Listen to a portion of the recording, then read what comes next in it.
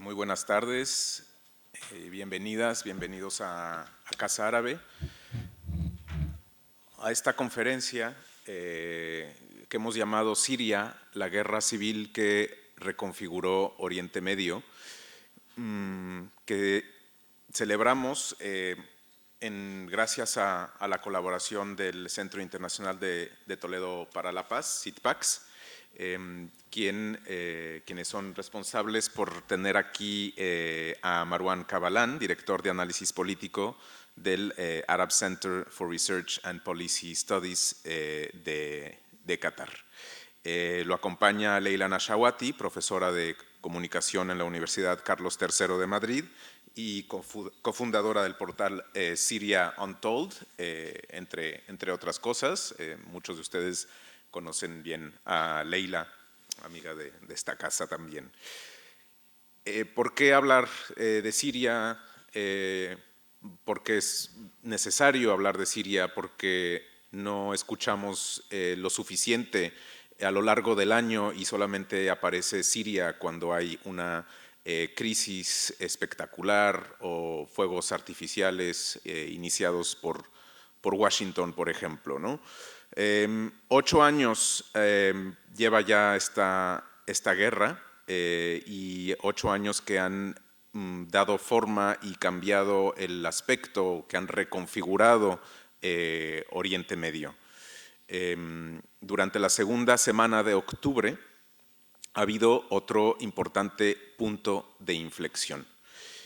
En esa semana se volvió a remodelar el mapa de la guerra, del conflicto sirio, en esos 7 días en los que el presidente Donald Trump de Estados Unidos utilizó lo que llamó su, entre comillas, gran e inigualable sabiduría para ordenar la retirada de las tropas estadounidenses del norte de Siria.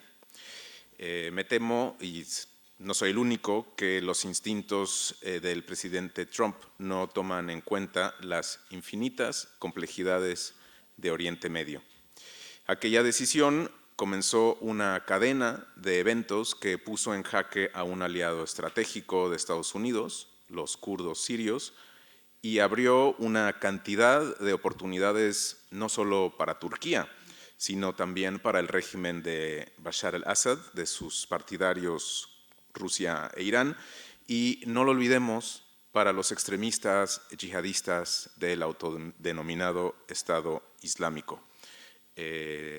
Pocos días después, también con bombo y platillo, se anunció la muerte o el asesinato de Abu Bakr al-Baghdadi, como si fuese también el final del Estado Islámico o Daesh en la región, anotándose Trump otra vez un gol que no deja de ser un espejismo para quienes conocen los tentáculos de Daesh. Durante años ha quedado claro que el destino de Siria parece ser decidido por extranjeros, no por los sirios, y estas intervenciones repetidas han no solo sostenido, sino también escalado la guerra. De este reacomodo geoestratégico nos hablará Marwan Kabalan, y bueno, además de ser director de análisis político del Arab Center for Research and Policy Studies, tiene una experiencia anterior importante también en su país de origen, en Siria.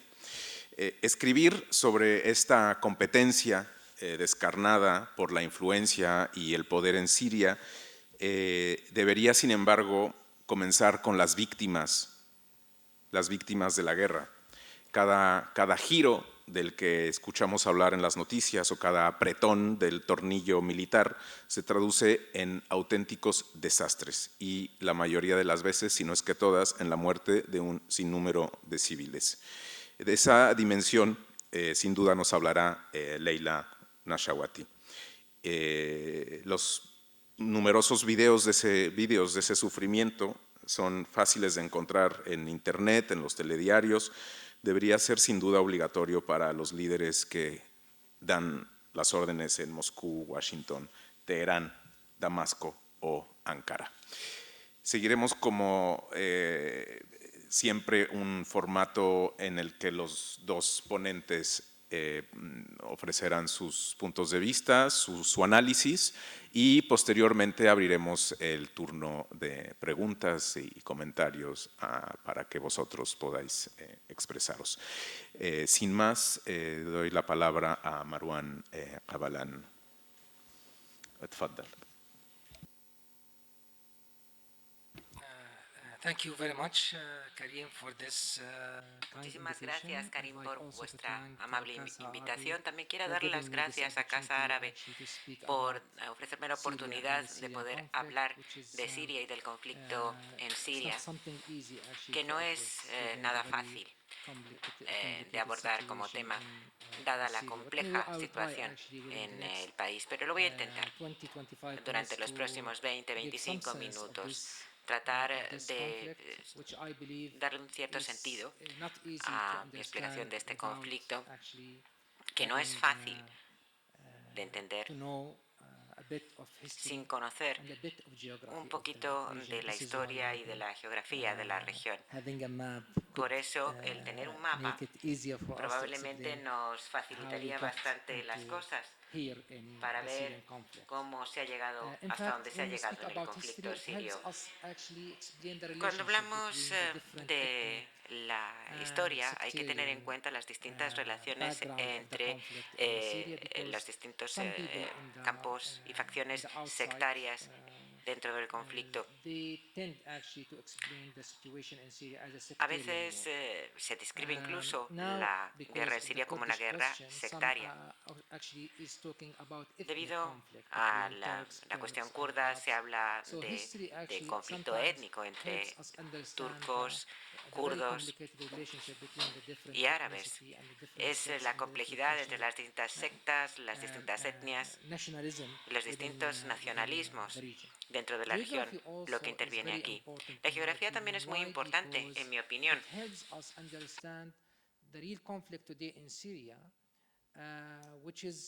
Es también un elemento importantísimo y, en mi opinión, tiene mucho que ver con ese conflicto geopolítico entre las distintas potencias regionales y entre las potencias internacionales.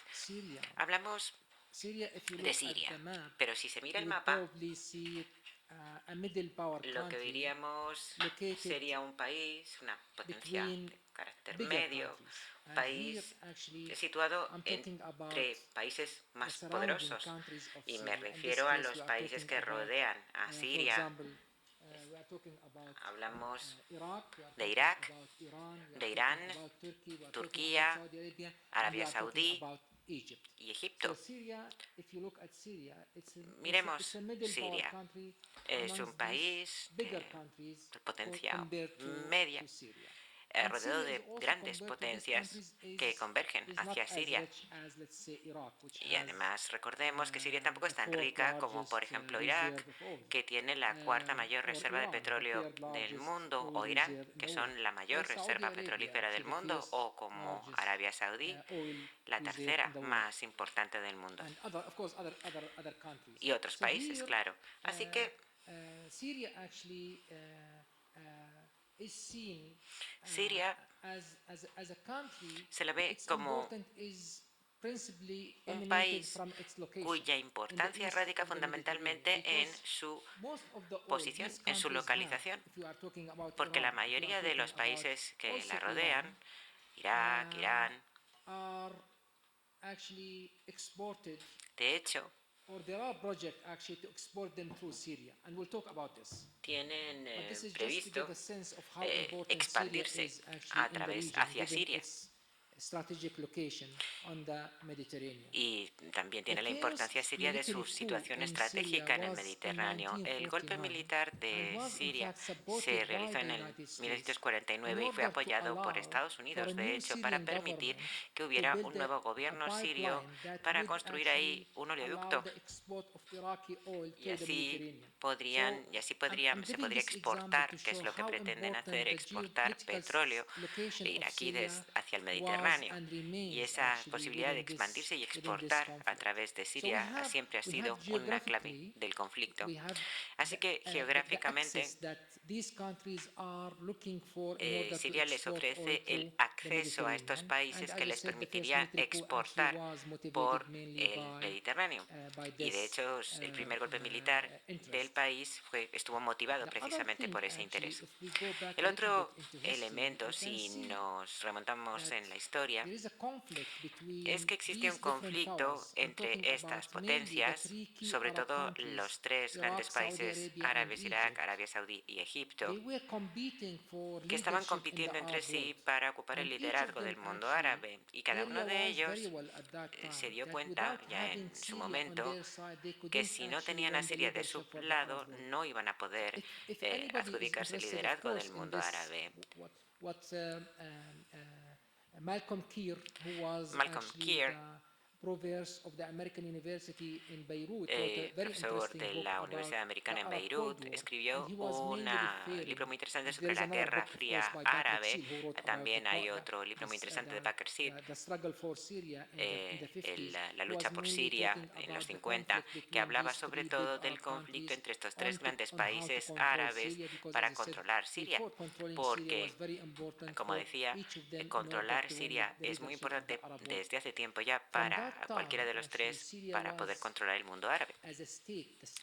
En su momento, la estructura del Estado sirio, la lealtad al Estado sirio, estaba repartida entre estos tres países, o sea que había una facción del ejército, estoy hablando de los años 50, la época de la Guerra Fría, había una facción del ejército sirio que era leal al gobierno hashemita de Irak de la época.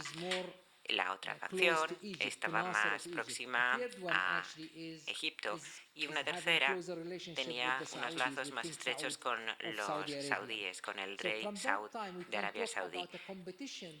Así que ya en ese momento había una competencia entre los tres grandes países árabes por Siria, quién iba a quedarse con Siria, dada su situación geoestratégica y su importancia para liderar el mundo árabe. Por otro lado, ese conflicto en ese momento era de un carácter principalmente político y limitado a las élites.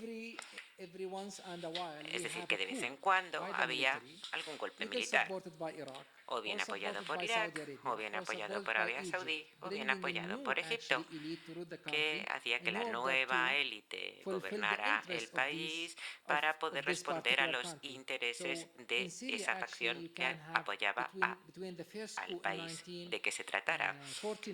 Estamos hablando de que el primero fue en el 49, luego se produjo en el año 70 el de Assad, pero que fue en 1970, como digo, y entre tanto hubo 13 golpes militares procedentes de cada una de las facciones. Es decir, que ya la situación en ese momento era muy tensa entre los tres grandes países árabes que rodeaban a Siria.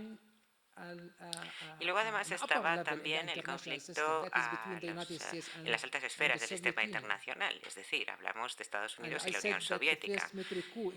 El primer golpe militar, como digo, se produjo en Siria en el 49, apoyado por Estados Unidos, como comentaba, pero después ha habido muchos otros apoyados en unos casos por Estados Unidos y en otros casos por la Unión Soviética. O sea que el conflicto no es algo nuevo en Siria, se puede incluso podemos rastrear sus orígenes hasta al propio surgimiento del Estado sirio, su forma moderna después de la Primera Guerra Mundial, después del colapso del Imperio Otomano. Un cambio importante, si vamos a hablar del actual conflicto en Siria, es que estos tres países árabes ya no son los únicos actores del conflicto. El conflicto en su momento en Siria era entre los grandes del mundo árabe, pero ahora Irak ha quedado eliminado por Estados Unidos debido a la invasión de 93, con lo cual Irak ya no forma parte de ese conflicto. Egipto está demasiado ocupado con sus propios problemas internos, que comenzaron incluso antes de la revolución de 2011, porque todos sabemos que con Mubarak lo que le preocupaba sobre todo era su sucesión, que su hijo pudiera ser su sucesor, y ahí Egipto perdió su papel como gran actor regional muchos años antes. Y Arabia Saudí siempre ha querido desempeñar un papel clave a nivel regional, pero entre bastidores. Querían combatir a Irán, apoyando a Irak, apoyar a los saudíes en Yemen para combatir a Egipto, o sea que hacían una especie de guerra por delegación, indirectamente. Nunca han querido confrontarse directamente con sus enemigos. Toda esa situación, sin embargo, cambió a partir de 2003, después de la invasión de Irak. Así se destruyó ese primer círculo que está alrededor, que circundaba a Siria y que estaba compitiendo por Siria. Egipto fuera por su revolución, Arabia Saudí tampoco en la mejor posición, Irak nada. Así que entra el círculo siguiente en el conflicto. Irán, un círculo concéntrico exterior, que Turquía y un nuevo actor, Israel. Estamos hablando, por supuesto, también de cuál era el papel de los saudíes durante el conflicto. La invasión de Irak por parte de Estados Unidos permitió por primera vez que se crease la luna, la media luna chiita por parte de Irán. ¿Por qué? Pues por esa invasión en 2003 de Estados Unidos. Es decir, que aquí lo que utilizó lo que se convirtió al utilizar a ese archienemigo de Irán, a Irak, se utilizó el eslogan después de la revolución.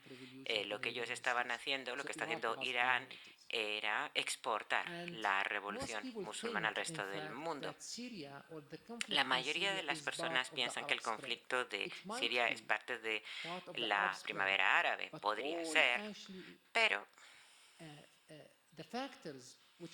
los factores que han llevado a la situación actual de Siria se remontan realmente a esa invasión de 2003 de Estados Unidos en Irak, porque era Oriente Medio, como ya hemos dicho antes, estaba todo dependiendo de ese equilibrio de poder entre los actores de la región, Irak, Irán, Arabia Saudí, Israel, Turquía.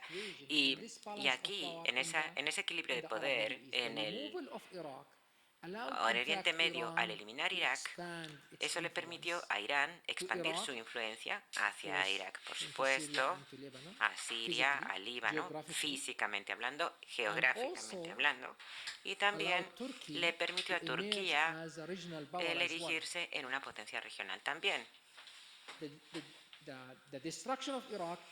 La destrucción de Irak también benefició a Israel, tercer gran actor de la región. O sea que ahora tenemos nuevos países que no son árabes, que emergen como grandes potencias en esta zona de Oriente Medio y que están compitiendo por Siria con otros poderes árabes. En los años 50 eran solo potencias árabes los que estaban luchando por Siria. Ahora tenemos Turquía, Irán e Israel, que son precisamente potencias no árabes, que son las que están ahora desempeñando los papeles clave en el conflicto. Cuando Estados Unidos quitó de medio a Irak como potencia regional, Irán, Turquía e Israel, por tanto, surgieron como actores clave y empezaron a competir entre sí. Así que Turquía empezó a interferir en Siria, sobre todo después de la retirada en 2011 de Estados Unidos. Estados Unidos, hasta 2011, de hecho, era el elemento equilibrador dentro de la región. Era el fiel de la balanza entre los distintos actores. Estados Unidos destruyeron el equilibrio con su intervención en Irak y crearon un vacío. Cuando decidieron retirarse de Irak en 2011, la retirada de Estados Unidos de Irak en 2011 coincidió además con la primavera árabe. Así que, por tanto, empezó el conflicto sirio a finales de 2011, después de unas manifestaciones y protestas pacíficas al principio, pero al final de ese año esas protestas pacíficas acabaron transformándose en un conflicto armado entre las distintas facciones. ¿Y por qué? Porque todas esas potencias regionales empezaron a apoyar a las distintas facciones presentes en Siria. Irán, que estaba apoyando al régimen sirio, Turquía, la oposición. ¿Por qué? Porque también Israel, aunque Israel al principio del todo tenía un papel poco claro, pero ya hemos visto también en la intervención de Arabia Saudí, de Turquía, que estaban tratando sobre todo de romper esa media luna iraní dentro de Siria, porque Irán controlaba Irak después de la retirada de Estados Unidos de la región y dijeron no vamos a permitir que Irán complete su media luna en la región. ¿Por qué? Porque eso haría que Turquía quedase cortada, quedase separada del mundo árabe y así que Irán estaba yendo hacia Occidente y Turquía se estaba moviendo hacia el sur, desde el norte, para atajar el movimiento de los iraníes. ¿Y dónde se cruzaron? En Siria. Pues en Siria por motivos geopolíticos también estaban por ahí los israelíes, los saudíes, pero en mi opinión se trataba del conflicto, en principio del conflicto regional entre iraníes y turcos. En 2015, cuando los rusos empezaron a darse cuenta de que los rusos estaban ganando el conflicto, porque los rusos estaban mirando esto muy de cerca y no nos olvidemos, los rusos tienen dos grandes vecinos que siempre les preocupa que puedan surgir como grandes potencias, como que son Turquía e Irán. O sea que estaban ellos un poco viendo desde la barrera, apoyando por supuesto al régimen sirio, pero no militarmente hablando, sino apoyándole ante el Consejo de Seguridad de las Naciones Unidas, con el veto, impidiendo que las potencias occidentales pudiesen tomar más medidas contra el régimen sirio, pero estaban mirando muy de cerca el conflicto entre los iraníes y los turcos en suelo sirio. Cuando los rusos empezaron a pensar que los turcos ya en 2015 estaban empezando a salir ganando, decidieron intervenir directamente y militarmente en el conflicto sirio. Así que aquí estamos ya pasando del círculo exterior segundo a un círculo mucho más amplio, que es el círculo internacional del conflicto sirio. Y además, en torno a esa época, la subida de ISIS en Irak y Siria hizo que Estados Unidos empezara a tener también mucho interés en volver a la región. Así que Estados Unidos empezó a enviar más tropas a Siria y a Irak para luchar contra ISIS, y al mismo tiempo Rusia enviando tropas para impedir el desplome del régimen de Assad. Con lo cual vemos todas las potencias, tanto en la región como de fuera de la región, implicándose en el conflicto. Así que por eso la situación es tan compleja, la que tenemos ahora en Siria. Y Estados Unidos fue, en mi opinión, un factor clave dentro del conflicto sirio en dos maneras. Primero, como ya lo he contado, por la invasión de Irak, porque destruyó el equilibrio de poder, permitiendo que los iraníes adquiriesen una mayor influencia dentro de la región. Y cuando se retiraron en 2011, al generar ese vacío que fue explotado por por las dos grandes potencias de la región, Turquía e Irán. Estados Unidos prácticamente repitió la misma política después del final de la guerra con ISIS, porque, como decía antes y Karim en su introducción, cuando Estados Unidos, el presidente Trump decidió a primeros de octubre retirarse de Siria después de haber utilizado a los kurdos para para ser su agente por delegación para la guerra contra ISIS, y una vez que se concluyó la guerra contra ISIS, decidió simplemente, bueno, pues dejarlos tirados, con una política ya que nos resulta muy familiar, porque si nos fijamos en la historia de los kurdos en la región, podemos ver cómo la Unión Soviética, por ejemplo, también les dejó abandonados a su suerte. En el 46, cuando Stalin le retiró el apoyo a la República de Najabat al norte de Irán, cuando el Shah también les dejó completamente tirados cuando firmó el acuerdo de Argelia el 65 con Saddam Hussein, y en la última ocasión fue el mes pasado, antes de esta, cuando el presidente Trump decidió precisamente, ha sido la última ocasión por el momento, cuando decidió dejar tirados a los turcos y piensa que para apostar por Turquía como gran aliado regional. Y este papel de Estados Unidos está desempeñando una enorme influencia dentro del conflicto en Siria. Para los que quieran saber hacia dónde se está encaminando el conflicto, yo les diría en conclusión que tal vez haya que esperar aún un poco para ver cuál va a ser el final del conflicto, porque todavía quedan dos elementos muy importantes de los que hay que estar muy pendientes. Uno es en Idlib, al noroeste de Siria, donde Turquía, Rusia e Irán apoyan a distintos agentes o actores en su nombre, y además el hecho de que Estados Unidos no se haya marchado en la parte oriental del país para proteger a los pozos petrolíferos, y luego tenemos a Turquía con su intervención militar en el norte del país, y a Rusia que está queriendo convertirse en el único que maneje las riendas del país después de su acuerdo con Turquía. O sea que toda esta dinámica demuestra que los Siria, y también mi compañera va a hablar de ello, tienen muy poco que decir ahora a la hora de decidir cuál es el futuro de su propio país, dadas las circunstancias. Esperamos que en el futuro, por supuesto, las cosas cambien, aunque desgraciadamente no tenemos mucho que apoye esa conclusión por ahora. Por supuesto, existe esa comisión constitucional que se creó la semana pasada para tratar de encontrar una solución práctica al conflicto sirio, pero bueno, habrá que ver hacia dónde se encamina y a dónde nos lleva.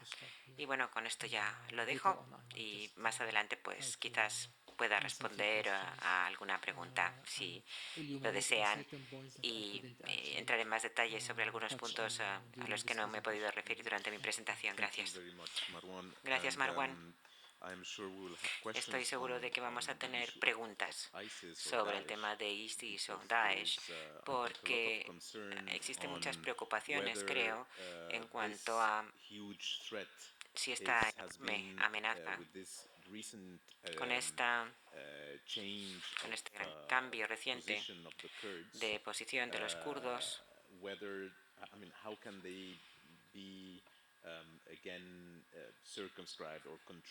¿cómo se les va a poder ahora mantener controlados dentro de la región? Porque donde estaban los kurdos sirios, eran ellos más o menos los responsables de controlar esa amenaza. Y no hemos hablado mucho de lo que está ocurriendo con ese monstruo tan cambiante que es Daesh. Estamos hablando mucho y nos preocupan los turcos y los rusos, pero a lo mejor no le estamos haciendo suficiente caso a lo que está ocurriendo sobre el terreno, si se deja ese vacío sin un tipo de control. No sé si quieres contestar ya. Sí, sí. En realidad no hay un auténtico vacío en Siria ahora mismo porque, a ver, me refiero a Daesh, ha sufrido una derrota territorial. Está claro que Daesh ahora mismo no tiene bajo su control ningún territorio ni en Siria ni en Irak, pero Daesh ideológicamente está muy presente ahí y está vivito y coleando. Y la cuestión de Daesh es realmente esencial para poder saber cuáles son las razones originarias de todo este conflicto, porque recuerden que Al-Qaeda estaba dirigiendo su atención siempre hacia Occidente, Estados Unidos sobre todo, pero en este caso estamos hablando de Daesh como una reacción a la política de la región, esa dinámica entre Irán, Irak y en Siria. La retirada de Estados Unidos ha hecho que inmediatamente el régimen sirio, los rusos, los iraníes, los turcos, todos estaban corriendo, se apresuraron a llenar ese vacío que dejaron los Estados Unidos. Y cuando los Estados Unidos decidieron al final no irse de Siria, sino quedarse para controlar los yacimientos petrolíferos, pues ahí tenemos la situación. Pero a menos que resolvamos la cuestión de la exclusión, hasta que no se resuelva, no vamos a poder hacer cosas. Tenemos la cuestión de los refugiados, la justicia transitoria por lo menos, y el mundo no le está haciendo demasiado caso a esos hijos y mujeres de Daesh en Siria. Tenemos todo un campo al norte de Siria, más de 120.000 personas que viven allí. La mayoría son las mujeres y los hijos de Daesh. No tienen escuelas, no tienen infraestructura ninguna, no tienen nada, absolutamente nada. Y de aquí a 4 o 5 años, si esta cuestión no se resuelve ahora adecuadamente, vamos a tener otra versión de Daesh y quizás muchísimo peor que el propio Daesh. O sea que siempre hay que estar muy pendientes de las cuestiones socioeconómicas y culturales que han contribuido al surgimiento de grupos extremistas, más que centrarnos exclusivamente en cuáles han sido sus resultados. Cuesta mucho imaginarse algo peor todavía que Daesh, pero sí está claro que estos problemas de gobernanza y de infraestructura son fundamentalmente los que siguen alimentando, ¿no? este extremismo tan violento. Sin más, voy a dar la palabra a Leila Nashawati, que tendrá también sus unos 20 minutos y después pasaremos a la charla, al coloquio con ustedes. Pues gracias a todos, a todas por estar aquí. Gracias a Casa Árabe y al compañero Marwan Kabalan en concreto. Es una responsabilidad hablar después de ti. Es bonito porque bebo de gente que trabaja como tú en analizar los juegos de poder en la región y hasta qué punto afectan a los distintos contextos, pero es una responsabilidad también y es abrumador el secuestro. Es abrumador todo lo que has descrito, Marwan, hasta qué punto es un secuestro de un país, de un pueblo, de una población. Yo cuando le comenté a Karim en que iba a girar mis ideas, le pasé un titular que es Siria, con o sin los sirios y las sirias. Si vosotros imaginaos lo que es que estén hablando de tu país continuamente en las mesas de debate sobre el futuro de Siria, en la cobertura mediática, en cumbres internacionales, y se hable siempre sin las voces de las personas, hombres y mujeres de ese país, que es algo que vemos cada vez más. Un país secuestrado físicamente, geopolíticamente, un país secuestrado social y económicamente, un peón en el gran juego de las grandes potencias. Un barómetro, yo creo que Siria es uno de los grandes barómetros de la impunidad. todo Oriente Próximo en general, igual que Centroamérica, creo que son grandes barómetros de la impunidad. La impunidad es un concepto interesante porque es global, aunque su aplicación sea local. Las consecuencias de la impunidad son globales. Entonces, ¿esto qué quiere decir? Quiere decir que cuando necesitemos distinguir entre civiles y combatientes aquí, ya no habrá porque esos mecanismos se han diluido y se han roto en Siria. Cuando necesitemos poner líneas rojas en cuanto a bombardeos de hospitales, ya no habrá porque esas líneas se han violado en Siria y estamos viendo que el umbral de la impunidad no deja de aumentar y cuando el umbral de la impunidad estalla para la humanidad en su conjunto. Si se convierte en el nuevo normal que bombardeos rusos se ceben en hospitales después de que las Naciones Unidas dieran la ubicación de los hospitales, porque en un contexto normal los hospitales son lugares a evitar y en el contexto en el que estamos son lugares a abatir. Si ese umbral estalla para todos y mañana a ver quién le dice a Israel que no bombardee infraestructuras civiles y mañana a ver quién le dice a Turquía que distinga entre civiles y combatientes y mañana a ver quién se lo dice al próximo dictador de turno en cualquier lugar del mundo, viendo lo lejos que se ha llegado en Siria y no pasa nada y nadie está siendo juzgado. Y los mismos responsables de crear el incendio, internos, geopolíticos, regionales, siguen en el poder. El secuestro, como hemos dicho, es físico, es político, es económico, pero es en gran medida también mediático. Yo me dedico a trabajar la cuestión de las proyecciones mediáticas, de cómo construimos a otros y otras a través de los medios de comunicación. De cómo podemos crear distancia con los otros, que es un requisito. En el marco de las guerras y los conflictos sabemos que es requisito para que la opinión pública, o como le queramos llamar, acepte violaciones de derechos humanos al otro lado de nuestras fronteras, es clave ese proceso de deshumanización en el que forman parte los medios de comunicación. De hecho, decía Edward Said, autor de Orientalismo, una persona muy importante para muchos de los que estamos aquí, decía Edward Said que la ocupación de Irak no habría sido posible por parte de Estados Unidos sin el papel de construcción del otro y de deshumanización desarrollado por los medios de comunicación. Y estamos viendo que esta deshumanización es extrema en el caso de Siria. Es tan extrema que es invisible. Los sirios y las sirias no figuran en el relato, no figuran en la ecuación. El relato mediático que se ha impuesto, y eso es cuando Siria se menciona, porque vemos que estamos en un contexto en el que los conflictos que se enquistan dejan de recibir cobertura, y esto tiene mucho que ver con cuestiones relacionadas también con lo que es noticia, lo que no, en estos momentos de la situación del periodismo, en la situación en la que está el periodismo, pero vemos que los conflictos cuando estallan sí reciben cobertura, pero a medida que se van estancando no sabemos qué ocurre después. Y esto ocurre con Yemen, esto ocurre con tantos conflictos, ¿no? Pero concretamente en el sirio el relato cuando está es un relato monopolizado por la geopolítica.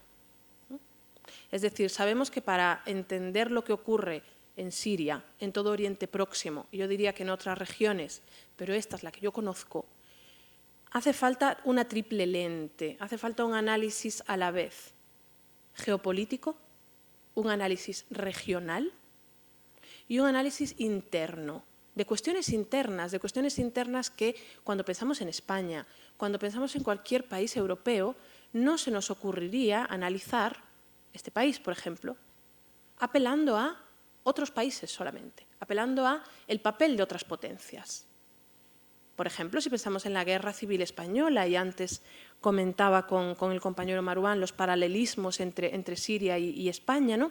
Si pensamos en España, años 30, es evidente que la comunidad internacional tuvo mucho que ver en el devenir de lo que ocurrió. Pero es evidente que a nadie se le ocurriría explicar España sin apelar a cuestiones económicas, de justicia social, de monopolio de los recursos, de quién ostentaba el poder religioso, de quién imponía, de qué manera, cuestiones de estructuras de poder, es decir, cuestiones internas, económicas, políticas, sociales. Cuando pensamos en Oriente Próximo, estamos continuamente jugando al ajedrez, aún sin saber jugarlo y aún sin saber dónde están estos países en el mapa, ¿no?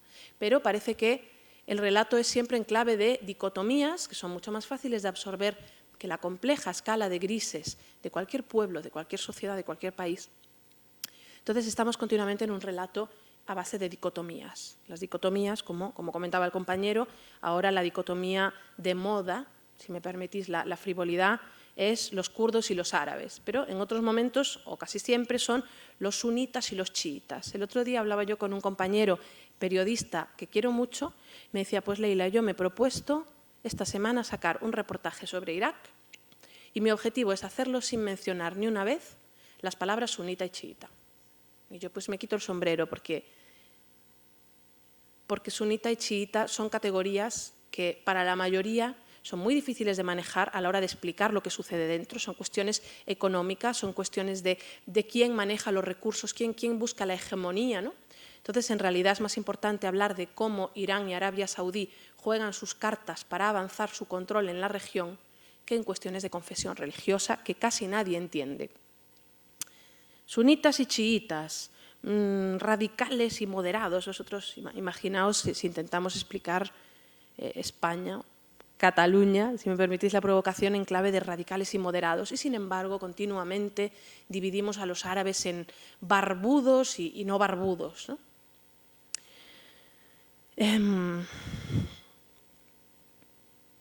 Entonces, vemos continuamente que el relato está monopolizado por la geopolítica y yo quiero apelar a que intentemos ir más allá, en la escucha, en la comprensión de estos países y concretamente de Siria. ¿Qué se está haciendo ahora mismo a nivel local? ¿Qué se está haciendo dentro de Siria en este contexto de secuestro? Pues tenemos a gente como las del Foro de las Familias por la Libertad. No sé si, Karim, dónde tengo que pulsar para abrir las cosas, pero por ahí estaba el Foro de las Familias. Bueno, no sé si os lo he pasado, pero ahora os enseño esto otro. Bueno, el Foro de las Familias por la Libertad es un grupo liderado por mujeres, porque sabemos que las mujeres suelen ser clave en los procesos de reconciliación, de justicia transicional. Si en algún momento hay tal proceso en Siria, yo creo que será clave, porque ya lo está siendo, el papel de las mujeres en esa reconciliación. Pero bueno, para que haya una reconciliación, alguien tiene que pedir perdón a alguien. Y parece que estamos lejos de que eso ocurra porque los responsables de crear el incendio están reforzados, ¿no? Tan lejos de estar arrepentidos, están reforzados. Entonces, Foro de las Familias por la Libertad es un proyecto que os recomiendo que echéis un vistazo, liderado por mujeres, esposas, hermanas y también por activistas sirias, familiares de detenidos, torturados, asesinados en las cárceles, en esos campos de concentración que son las cárceles del régimen sirio, de las que no se habla. ¿Cómo es posible que estemos hablando de reconstrucción sin que nadie esté poniendo sobre la mesa que en Siria hoy, mientras tenemos esta charla, se tortura a escala industrial? Un matadero humano, así definió Amnistía Internacional a la prisión de Sednaya. Un matadero humano. Y eso está ocurriendo ahora mismo y no forma parte de la agenda de ninguna de esas cumbres, de ninguna de esas charlas. Foro de las Familias por la Libertad piden que se preste atención a la situación de los presos y las presas en las cárceles del régimen. El relato está monopolizado por cuestiones geopolíticas y sobre todo por los daños que ha hecho concretamente ISIS, pero todos los grupos extremistas de bandera negra, que también han secuestrado a la población siria, y sin embargo toda la destrucción, que es la gran mayoría, que han provocado la propia estructura vertical, la propia estructura de poder de Assad, suelen pasar desapercibidos, ¿no? Entonces, el Foro de las Familias por la Libertad es algo que están haciendo los sirios y las sirias y para lo que reclaman nuestra atención. El Grupo de Mujeres Sirias por la Democracia. Aquí yo tengo la página de floresendaraya.com, que es una iniciativa maravillosa que traducen cuestiones relacionadas con sociedad civil en Siria, las traducen al español para que las podamos ver. floresendaraya.com es un repositorio de recursos fantástico.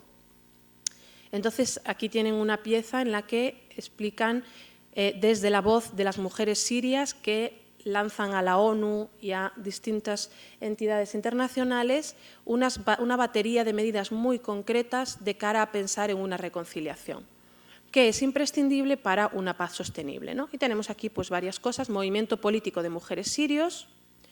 Entonces ellos hablan de una Siria democrática y plural.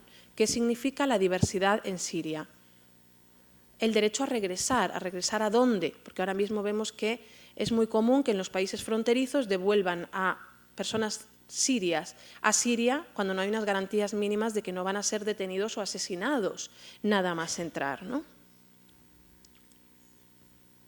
Reconstruir. ¿Qué significa reconstruir? Hablamos continuamente de reconstrucción. Contratos millonarios entre las potencias que crearon la guerra para reconstruir lo que ellos mismos han destruido. Entonces, si hablamos de reconstrucción sin hablar de derechos humanos, estamos hablando de un significante vacío.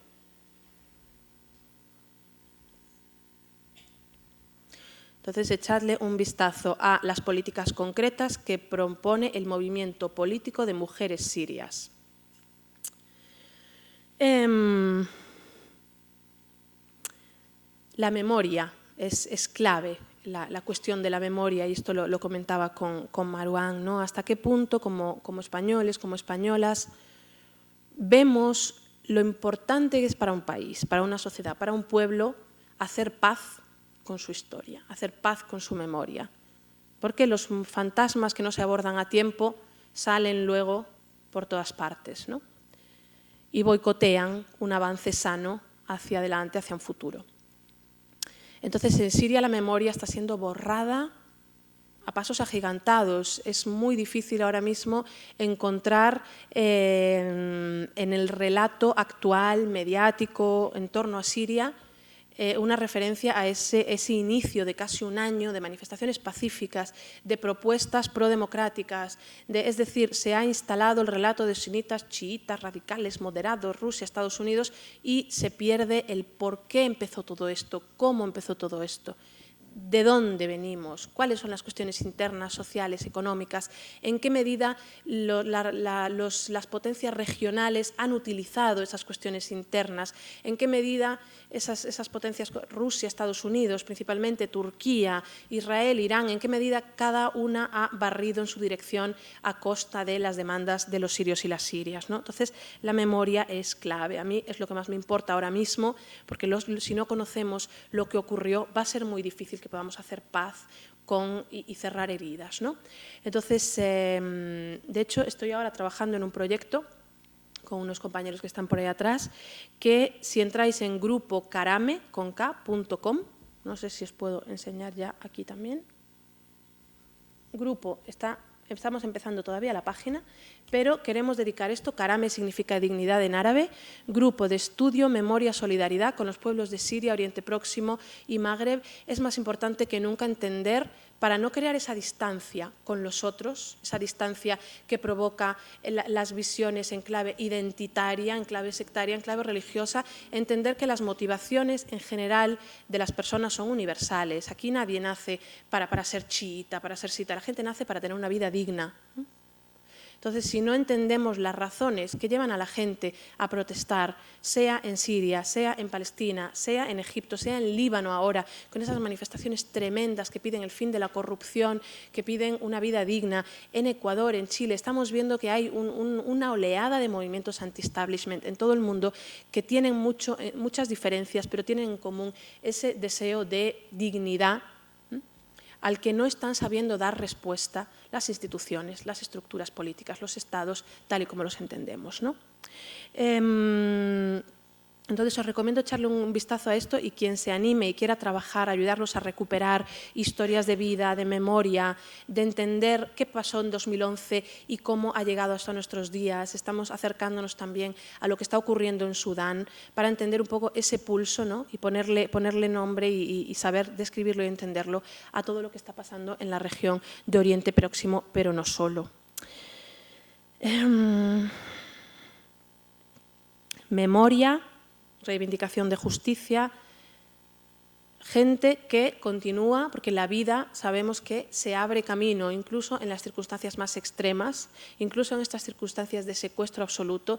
Dentro de Siria hay gente que continúa trabajando en educación, en zulos subterráneos a veces mientras caen las bombas sobre Idlib, igual que caían sobre Alepo, para mantener una normalidad, para que los niños puedan estudiar en estas condiciones tan extremas. Es decir, siempre el relato aparece monopolizado por quienes destruyen y es más importante que nunca atender a quienes construyen, porque siempre que cae un colegio, siempre que cae un hospital, hay de repente gente que como hormiguitas corren a construir y a reconstruir. Si no prestamos atención a eso, estamos dando alas precisamente a esos ISIS que decimos querer neutralizar y combatir.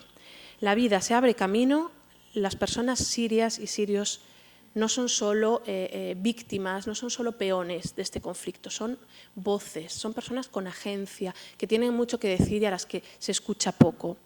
Yo continuamente leo análisis, artículos de gente que respeto, algunos que respeto mucho, en los que no se menciona a un solo experto sirio, en los que no se menciona a Yassin Haj Saleh, en los que no se menciona a Razan Zeitoune. Es decir, cómo se puede hablar de un país y que fuentes locales no formen parte de tu bibliografía.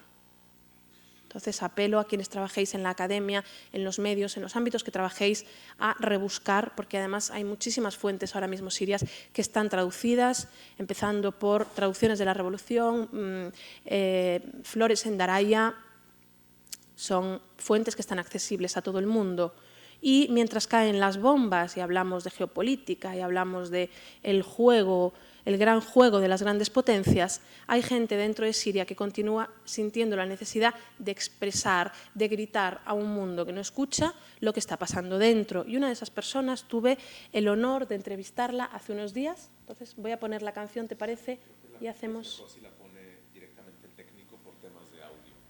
Bueno, pues entonces os dejamos aquí para que escuchemos una voz directamente desde Siria, sin intermediación.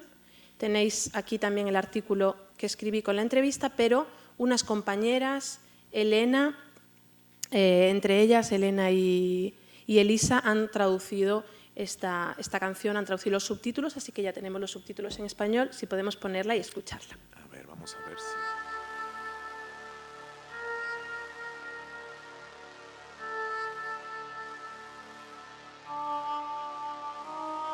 هون معقل اتفاقيات الروسي فحدد انتمائك بين القاعدة أو الحكم المجوسي لأنه صواريخهم ما بتصيبك لو كنت بصفهم روح شوف الشعب بعد نتائج مؤتمر سوتشي غيرنا بينطمر بالعملة ونحن اللي بنبتلى فاندفنا بالليالي لما طلبنا العلا ما رح ينفع التظاهر لو الفكر محجر زدت المقرر الجامعة انختمت بالشمع الأحمر عمين بدي ازعل على رفيقي يلي استشهد ولا ع منظر رفيقي بنعش أمه عم يتنهد عمين عهالمشهد لما الدم بيمتزج بالدفتر والأشلاء عم تتعدد لسه بيحكوا شمال محرر ازعل عن مستقبل الدراسي ولا 2000 طالب انطردوا من الكراسي ولا ازعل على أستاذي اللي راح أفقده واللي وعدني ما رح نيأس فمين بدي واسي انتو مين ضل منافق ما حكى بالدين هذا بيدعي الخلافة وهذا بيفتي عن يقين هالسياسة ساخرة نقابك اخلعوا بأرضي هاي البلد طاهرة هون معقل اتفاقيات الروسي فحدد انتمائك بين القاعدة أو الحكم المجوسي لأنه صواريخهم ما بتصيبك لو كنت بصفهم روح شوف الشعب بعد نتائج مؤتمر سوتشي تصنع ايديولوجي تدمير البنى التحتية فالموازنة بين الألف والقاف ما رح تمحي العنصرية أو بين إخوان أحزاب أو مذاهب شيوعية ولو بتفصل أي شيء عن الدين بيتهموك بعلمانية إلا لو كنت أجنبي الجنسية اسمك متطرف سوق سودا وتبييض الأموال وتجار عملة وألف مصرف كلهم سلف ودين مثل السلف بالدين استلموا الميادين بعفرين عملوا مناطق عازلة كله بيشهد عليك إعلاميين منظمات خارجية وفصائل متخاذلة ما تحاول تزرع لتحصد مستقبل لأنك عايش بأراضي قاحلة عنده ضمير يجيب لك شاهدين زور شافوك عم تسرق ويلزقك بتهمة باطلة كل واحد هون راس سلاح وبيت وسيارة وسفر فاخرة وخطابات ساخرة وعملة بادرة لتنهش الأيادي العاملة وشو ما سمعت أو شفت لازم تعمل حالك متت حتى ما تقول ندمت إنك اكشفت مخططات فاشلة غيرنا بينطمر بالعملة ونحن اللي بنبتلى، فاندفنا بالليالي لما طلبنا العلا، ما رح ينفع التظاهر لو الفكر محجر. زدت المقرر الجامعة انختمت بالشمع الأحمر. عمين بدي ازعل على رفيقي يلي استشهد، ولا ع منظر رفيقي بنعش امه عم يتنهد. عمين عهالمشهد لما الدم بيمتزج بالدفتر والاشلاء عم تتعدد لسه بيحكوا. قال موسيقى الراب فاضحة، نادوا المكافحة، لازم نسيطر على الفساد. اعتقلوا هيسكي لانه عم يحكي عالسياسات، ومنعوا كل حفلات جون فلود وديرتي مولي بالبلاد. خلينا نوجه رابرز ما تحكي بسمعة القوات، انشروا بالاعلام انه فن داعم للارهاب. التصريح بوتين كم رابر ورا القضبان، وكم فيك تسمى فنان. ضجوا بوسائل الاعلام قد ما فيكن، كبسوا انفاس الشعوب. انظمة بتتغذى على الحروب والدم، كل ما عندن ارسال وفود استطلاع، وتاني يوم بينقصف مخيم. سكروا مداخل التعليم، جيبوا مراقبين لانه باب الرزق عم يتسكر. يا بتدفعوا ترخيص يا بنعتقل كادر التدريس، يا اما ادرسوا عنا ضمن نهج ومقاييس وتكرموا منوصلكن بباص اخضر. فلا تتحذر اي جهة بتفوز او اي فتوى بتجوز، نقط تركيا او روس، وسع شظايا بالروس. بدك دليل ملموس بس اعلامك مبرمج، روبوتات موجهة بتشرب قطن مهدرج. جيب لي واحد فيهن عنده القدرة ينشر تفكيك لشي قائد متوج. فأكرم النفوس ذلت، قالوا ابني أمر عسكري وقف القصف، النقاط التركية دخلت.